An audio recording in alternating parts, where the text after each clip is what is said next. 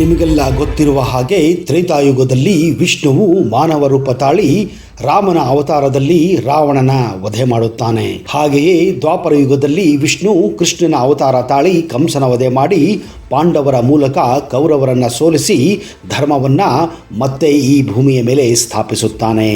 ಇದೆಲ್ಲ ಆ ಸೃಷ್ಟಿಕೃತ ಬ್ರಹ್ಮನು ರಚಿಸಿದ ಒಂದು ವಿಧಿವಿಧಾನವಾಗಿದೆ. ಯಾವುದೇ ಪ್ರಾಣಿ ಈ ಭೂಮಿಯ ಮೇಲೆ ಈ ನಶ್ವರ ದೇಹದಲ್ಲಿ ಜನ್ಮ ತಾಳುತ್ತದೆಯೋ ಅಂತಹ ಪ್ರಾಣಿ, ಅಂತಹ ಮನುಷ್ಯನ ಮೃತ್ಯು ಆಗುವುದು ಸಹಜ ಪ್ರಕ್ರಿಯೆಯಾಗಿದೆ. ಇದೇ ಕಾರಣ ತ್ರೇತಾಯುಗದಲ್ಲಿ ವಿಷ್ಣು ಅವತಾರಿ ಶ್ರೀರಾಮನು ತಮ್ಮ ಮನುಷ್ಯ ರೂಪವನ್ನು, ದೇಹವನ್ನು ತ್ಯಾಗ ಮಾಡುತ್ತಾರೆ. ಹಾಗೆಯೇ ದ್ವಾಪರ ಯುಗದಲ್ಲೂ ಕೂಡ ಶ್ರೀಕೃಷ್ಣರು ಅಂತ್ಯವನ್ನ ಕಾಣುತ್ತಾರೆ. ಆದರೆ ಇವೆರಡರಲ್ಲಿ ಭಗವಾನ್ ಕೃಷ್ಣರ ಮೃತ್ಯು ನಿಜಕ್ಕೂ ಹಲವಾರು ಅಚ್ಚರಿಗಳನ್ನ, ಕುತೂಹಲಗಳನ್ನ ಮೂಡಿಸುತ್ತದೆ. ಹಾಗಾದರೆ ಶ್ರೀಕೃಷ್ಣ ಅಂತ್ಯಕ್ಕೆ ಕಾರಣ ಏನು? ಕೃಷ್ಣರ ಹತ್ಯೆ ಮಾಡಿದಂತಹ ಆ ವ್ಯಕ್ತಿ ಯಾರು? ಯಾಕೆ ಆ ವ್ಯಕ್ತಿ ಕೃಷ್ಣನನ್ನ ಕೊಲ್ಲಬೇಕಾಯಿತು? ಹಿಂದಿನ ಜನ್ಮದಲ್ಲಿ ಆ ವ್ಯಕ್ತಿ ಏನಾಗಿದ್ದ? ಇಷ್ಟೊಂದು ಕುತೂಹಲಕಾರಿ ಹಾಗೂ ಅಚ್ಚರಿಯ ವಿಷಯಗಳನ್ನ ಈ ವಿಡಿಯೋದಲ್ಲಿ ನಿಮಗೆ ಸಂಪೂರ್ಣವಾಗಿ ಹೇಳಕ್ಕೆ ಹೋಗ್ತಾ ಇದ್ದೀನಿ. ಈ ವಿಡಿಯೋನ ಕೊನೆಯವರೆಗೂ ನೋಡೋದನ್ನ ಮಾತ್ರ ಮರಿಬೇಡಿ. ಅದಕ್ಕಿಂತ ಮೊದಲು ನೀವು ನಮ್ಮ ಚಾನಲ್ಗೆ ಹೊಸಬರಾಗಿದ್ದರೆ ದಯವಿಟ್ಟು ಈಗಲೇ ಸಬ್ಸ್ಕ್ರೈಬ್ ಮಾಡಿ, ಜೊತೆಗೆ ಬೆಲ್ ಐಕನ್ ಕೂಡ ಪ್ರೆಸ್ ಮಾಡಿ. ಈ ವಿಡಿಯೋ ನಿಮಗೆ ಇಷ್ಟ ಆದಲ್ಲಿ ಜೈ ಶ್ರೀಕೃಷ್ಣ ಎಂದು ಕಮೆಂಟ್ ಬಾಕ್ಸಲ್ಲಿ ಹಾಕಿ. ನಮಸ್ಕಾರ ಸ್ನೇಹಿತರೆ, ಫೋಕಸ್ ಯೂಟ್ಯೂಬ್ ಕನ್ನಡ ಚಾನಲ್ಗೆ ಸ್ವಾಗತ, ಸುಸ್ವಾಗತ. ನಿಮಗೆಲ್ಲ ಗೊತ್ತಿರುವ ಹಾಗೆ ಕೃಷ್ಣರ ಅಂತ್ಯ ಒಂದು ಬಾಣದಿಂದ ಆಗಿತ್ತು. ಆ ಬಾಣವನ್ನು ಚಲಾಯಿಸಿದಂತಹ ವ್ಯಕ್ತಿ ಜರ ಎಂಬ ಒಬ್ಬ ಬೇಡ.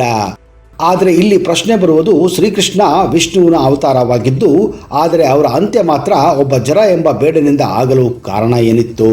ಶ್ರೀಕೃಷ್ಣರು ಕೂಡ ರಾಮರ ಹಾಗೆ ತಮಗೆ ಇಚ್ಛೆ ಬಂದ ಮಾರ್ಗದಲ್ಲಿ ತಮ್ಮ ಅಂತ್ಯವನ್ನು ಕಾಣಬಹುದಾಗಿತ್ತು. ಆದರೆ ಶ್ರೀಕೃಷ್ಣ ಯಾಕೆ ಹಾಗೆ ಮಾಡಲಿಲ್ಲ? ಯಾಕೆ ಅವರ ಅಂತ್ಯ ಒಬ್ಬ ಮಾನವನಿಂದ ಆಯಿತು? ಆದರೆ ಸ್ನೇಹಿತರೆ, ಈ ಭೂಮಿಯ ಮೇಲೆ ಯಾವುದೇ ಕಾರಣವಿಲ್ಲದೆ ಒಂದು ಕಾರ್ಯ ಕೂಡ ನಡೆಯುವುದಿಲ್ಲ. ಒಂದು ಹುಲ್ಲು ಕೂಡ ಅಲಗಾಡಬೇಕೆಂದರೆ ಅದಕ್ಕೊಂದು ಕಾರಣ ಇದ್ದೇ ಇರುತ್ತದೆ. ಅದು ದೇವರೇ ಆಗಲಿ, ಮನುಷ್ಯರೇ ಆಗಲಿ, ಈ ಭೂಮಿಯ ಮೇಲೆ ಹುಟ್ಟಿದ ಮೇಲೆ ಎಲ್ಲವೂ ಒಂದು ಕಾರಣದಿಂದಲೇ ಆಗುತ್ತದೆ. ಅದು ಹುಟ್ಟೇ ಆಗಿರಲಿ, ಅದು ಸಾವೇ ಆಗಿರಲಿ. ಹೌದು, ಶ್ರೀಕೃಷ್ಣರ ಸಾವಿನ ಹಿಂದೆ, ಅಂದರೆ ಅಂತ್ಯ ಹಿಂದೆ ಕೂಡ ಒಂದು ಘೋರ ದುರಂತದ ಕಾರಣವೇ ಇತ್ತು.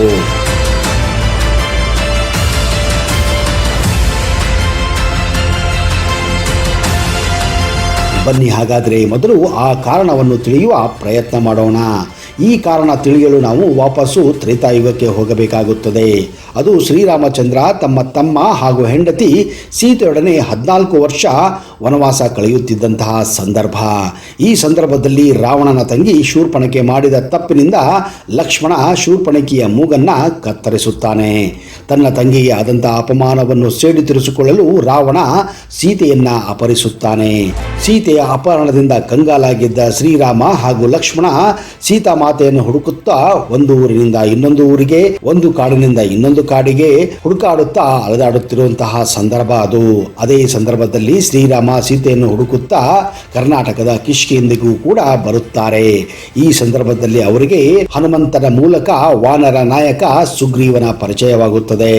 ಸುಗ್ರೀವನ ಪರಿಸ್ಥಿತಿ ಕೂಡ ಶ್ರೀರಾಮನ ಪರಿಸ್ಥಿತಿಯಾಗಿತ್ತು. ಕಾರಣ, ಸುಗ್ರೀವನ ಪತ್ನಿಯನ್ನ ಕಪಟದಿಂದ ಅವನ ಸ್ವಂತ ಅಣ್ಣ ವಾಲಿ ಅಪಹರಿಸಿ ಅವಳನ್ನ ತನ್ನ ಹೆಂಡತಿಯಾಗಿ ಅವನ ಅರಮನೆಯಲ್ಲಿ ಬಚ್ಚಿಟ್ಟಿದ್ದ.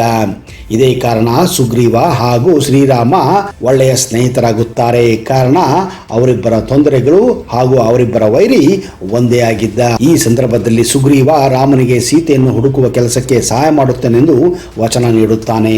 ಅದೇ ಸಂದರ್ಭದಲ್ಲಿ ಶ್ರೀರಾಮ ಕೂಡ ಸುಗ್ರೀವನಿಗೆ ತಾನು ಕಳೆದುಕೊಂಡಂತಹ ರಾಜ್ಯ ಆಗಲಿ, ಹೆಂಡತಿ ಹಾಗೂ ವಾಲಿಯನ್ನು ಕೊಲ್ಲುವ ವಚನವನ್ನು ಮಾಡುತ್ತಾನೆ. ಹೀಗೆ ತಾವು ಕೊಟ್ಟಂತಹ ವಚನವನ್ನು ಪಾಲಿಸಲು ಶ್ರೀರಾಮ ಸುಗ್ರೀವ ಹಾಗೂ ವಾಲಿ ನಡುವೆ ಮಲ್ಲಯುದ್ಧವನ್ನು ಏರ್ಪಡಿಸುತ್ತಾರೆ. ಮಲ್ಲಯುದ್ಧ ನಡೆಯುವ ಸಂದರ್ಭದಲ್ಲಿ ವಾಲಿ ಸುಗ್ರೀವನನ್ನು ಇನ್ನೇನು ಕೊಲ್ಲುವ ಸಂದರ್ಭದಲ್ಲಿ ಶ್ರೀರಾಮ ಸುಗ್ರೀವನಿಗೆ ಮಾತು ಕೊಟ್ಟಂತೆ ಒಂದು ಮರದ ಹಿಂದಿನಿಂದ ಕದ್ದು ಮುಚ್ಚಿ ಬಾಣವನ್ನು ಬಿಟ್ಟು ವಾಲಿಯನ್ನು ಸಾಯಿಸುತ್ತಾನೆ. ಈ ಟೆಕ್ನಾಲಜಿ ಯುಗದಲ್ಲಿ ಎಷ್ಟೋ ಜನ ತಮ್ಮ ಗಲೀಜು ಬಟ್ಟೆಗಳನ್ನ ಕೈಯಿಂದಲೇ ತೊಳೆಯುತ್ತಾರೆ. ಕಾರಣ ಅವರಿಗೆ ದುಬಾರಿಯಾದಂತಹ ವಾಷಿಂಗ್ ಮಷೀನ್ ಅನ್ನ ಕೊಂಡ್ಕೊಳ್ಳಕ್ಕೆ ಸಾಧ್ಯ ಇಲ್ಲ ಅಥವಾ ಮನೆಯಲ್ಲಿ ಇಡಕ್ಕೆ ಜಾಗ ಇಲ್ಲ. ಆದ್ರೆ ನಿಮ್ಗೆ ಗೊತ್ತಾ, ನಿಮ್ಮ ಮನೆಯಲ್ಲಿರುವ ಒಂದು ಮಾಮೂಲಿ ಬಕೆಟ್ ಅನ್ನೇ ವಾಷಿಂಗ್ ಮಷೀನ್ ಆಗಿ ಪರಿವರ್ತನೆ ಮಾಡಬಹುದು ಅಂತ. ಇದು ಲೇಟೆಸ್ಟ್ ವಾಷಿಂಗ್ ಮಷೀನ್ ಹಾಗೆ ಬಟ್ಟೆಗಳನ್ನ ಶುಭ್ರವಾಗಿ ತೊಳೆಯುತ್ತದೆ, ಜೊತೆಗೆ ಅತ್ಯಂತ ಕಡಿಮೆ ಎಲೆಕ್ಟ್ರಿಸಿಟಿ ಬಳಸುತ್ತದೆ.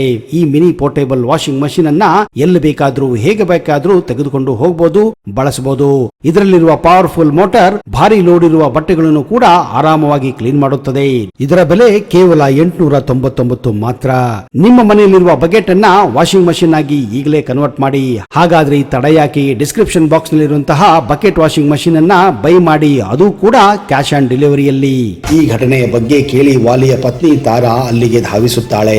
ಇದನ್ನು ಕಂಡು ತಾರಾ ಅತ್ಯಂತ ಕ್ರೋಧಳಾಗುತ್ತಾಳೆ. ಸಾವಿನ ಸ್ಥಿತಿಯಲ್ಲಿದ್ದಂತಹ ವಾಲಿಯನ್ನು ಕಂಡು ಶ್ರೀರಾಮನಿಗೆ ತಾರಾ ಶಾಪವನ್ನು ಹಾಕುತ್ತಾಳೆ.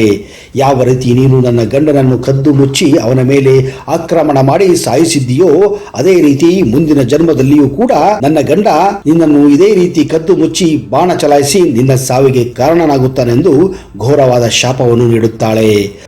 ಹೌದು, ವಾಲಿಯ ಪತ್ನಿ ತಾರಾಳ ಶಾಪದ ಫಲವಾಗಿಯೇ ಮುಂದೆ ವಾಲಿಯು ದ್ವಾಪರ ಯುಗದಲ್ಲಿ ಒಬ್ಬ ಬೇಡನಾಗಿ, ಅಂದರೆ ಜರ ಎಂಬ ಬೇಡನಾಗಿ ಸುಂದರ ಯುವಕನಾಗಿ ಹುಟ್ಟುತ್ತಾನೆ. ಜರ ಒಬ್ಬ ಅತ್ಯಂತ ಶ್ರೇಷ್ಠ ಬಿಲ್ಲುಗಾರನಾಗಿದ್ದ. ಅವನು ಇಡೀ ರಾಜ್ಯದಲ್ಲಿ ಹೆಸರುವಾಸಿಯಾಗಿದ್ದನು.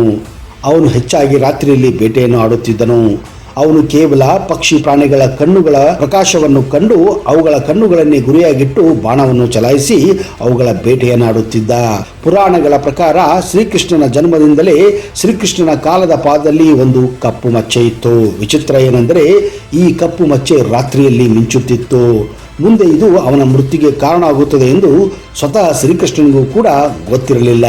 ಮಹಾಭಾರತದಲ್ಲಿ ಪಾಂಡವರು ಹಾಗೂ ಕೌರವರ ಕುರುಕ್ಷೇತ್ರ ಯುದ್ಧ ಮುಗಿದ ಮೇಲೆ ಶ್ರೀಕೃಷ್ಣ ದ್ವಾರಕೆಗೆ ವಾಪಸ್ಸು ಬರುತ್ತಾನೆ. ಹೀಗೆ ಕಾಡಿನಲ್ಲಿ ಆಸುಪಾಸು ಒಂದು ಮರದ ಮೇಲೆ ತಮ್ಮ ಆಯಾಸವನ್ನು ಕಳೆಯಲು ಪ್ರಶಾಂತವಾಗಿ ಒಂದು ಮರದ ಮೇಲೆ ಹತ್ತಿ ವಿಶ್ರಾಂತವನ್ನು ಪಡೆಯುತ್ತಿರುತ್ತಾರೆ. ಆ ರಾತ್ರಿ ಕೂಡ ಜರ ಎಂಬ ಬೇಡ ತನ್ನ ಬೇಟೆಗಾಗಿ ಕಾಡಿನಲ್ಲಿ ಸುತ್ತುತ್ತಾ ಇರುತ್ತಾನೆ. ನಾನು ಮೊದಲೇ ಹೇಳಿದ ಹಾಗೆ ಪಕ್ಷಿಗಳ ಹಾಗೂ ಪ್ರಾಣಿಗಳ ಕಣ್ಣುಗಳ ಮಿಂಚನ್ನು ನೋಡಿ ಆ ಕಡೆ ಬಾಣವನ್ನು ಚಲಾಯಿಸಿ ಅವುಗಳ ಬೇಟೆಯಾಡುತ್ತಿದ್ದ. ಆ ರಾತ್ರಿ ಕೂಡ ಶ್ರೀಕೃಷ್ಣನ ಪಾದದಲ್ಲಿದ್ದಂತಹ ಆ ಒಂದು ಮಚ್ಚೆ ಮಿಂಚುತ್ತಿತ್ತು. ಜರ ಶ್ರೀಕೃಷ್ಣನ ಪಾದದ ಆ ಮಚ್ಚೆಯನ್ನು ಕಂಡು ಅದು ಪಕ್ಷಿಯ ಕಣ್ಣೆಂದು ಅದಕ್ಕೆ ನೇರವಾಗಿ ಬಾಣವನ್ನು ಚಲಾಯಿಸಿ ಬಿಡುತ್ತಾನೆ. ಆ ಬಾಣ ನೇರವಾಗಿ ಆ ಮಚ್ಚೆಗೆ ತಾಕಿ ಕೃಷ್ಣನ ಪ್ರಾಣ ಪಕ್ಷಿ ಹಾರಿ ಹೋಗುತ್ತದೆ. ಹೀಗೆ ವಾಲಿಯ ಪತ್ನಿ ತಾರಾಳ ಶಾಪ ನಿಜಕ್ಕೂ ಶ್ರೀಕೃಷ್ಣನ ಸಾವಿಗೆ ಕಾರಣವಾಗುತ್ತದೆ. ಸ್ನೇಹಿತರೆ, ಈ ಕಥೆಯಿಂದ ಒಂದು ಪಾಠ ಅಂತೂ ನಮಗೂ ಅರ್ಥವಾಗುತ್ತದೆ. ನಮ್ಮ ಜೀವನದಲ್ಲಿ ಪ್ರತಿಯೊಂದು ಆಗು ಹೋಗುಗಳಿಗೆ ಒಂದಿಲ್ಲ ಒಂದು ಕಾರಣ ಇದ್ದೇ ಇರುತ್ತದೆ. ಅದು ಈ ಜನ್ಮವೇ ಆಗಲಿ ಮುಂದಿನ ಜನ್ಮ ಆಗಲಿ, ಅದು ನಾವು ಮಾಡದಂತಹ ಕರ್ಮಗಳು, ಪಾಪಗಳು, ಪುಣ್ಯಗಳು ನಮ್ಮನ್ನ ಬೆನ್ನಟ್ಟಿ ನಮ್ಮ ಜನ್ಮ ಜನ್ಮಕ್ಕೂ ಅವು ಕಾಡುತ್ತವೆ ಹಾಗೂ ನಮ್ಮನ್ನ ಪರೀಕ್ಷೆ ಮಾಡುತ್ತವೆ.